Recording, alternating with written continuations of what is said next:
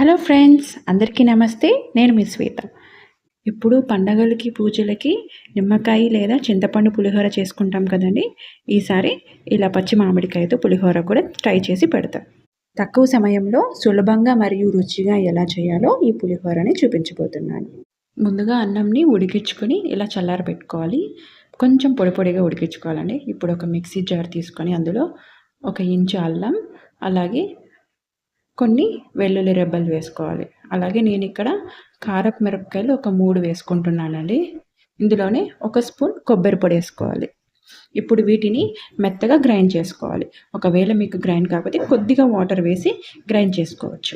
చూడండి, ఇలా మెత్తగా గ్రైండ్ చేసుకున్న తర్వాత పచ్చి మామిడికాయని తీసుకొని దీన్ని మనము ముందుగా పీల్ చేసుకోవాలి.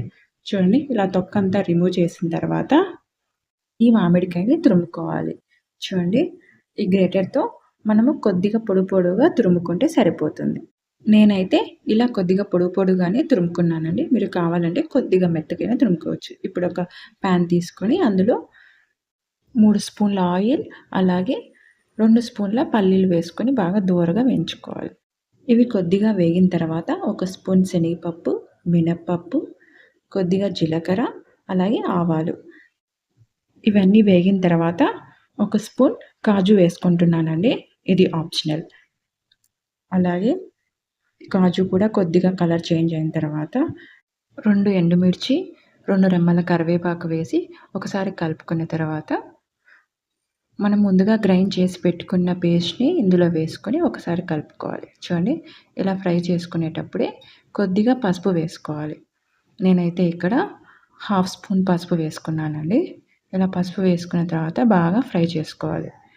ఫ్రై చేసుకున్న తర్వాత ముందుగా తురుము పెట్టుకున్న మామిడికాయ తురుము కూడా ఇందులోనే వేసుకోవాలి. ఇలా వేసుకున్న తర్వాత ఈ మామిడికాయ తురుము అనేది కొద్దిగా సాఫ్ట్ అయిపోయిన తర్వాత మనం స్టవ్ ఆఫ్ చేసుకోవాలి.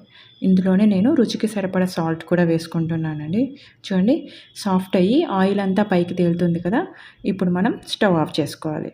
ఈ పులిహోర పులుసుని మనం స్టోర్ చేసి కూడా పెట్టుకోవచ్చండి.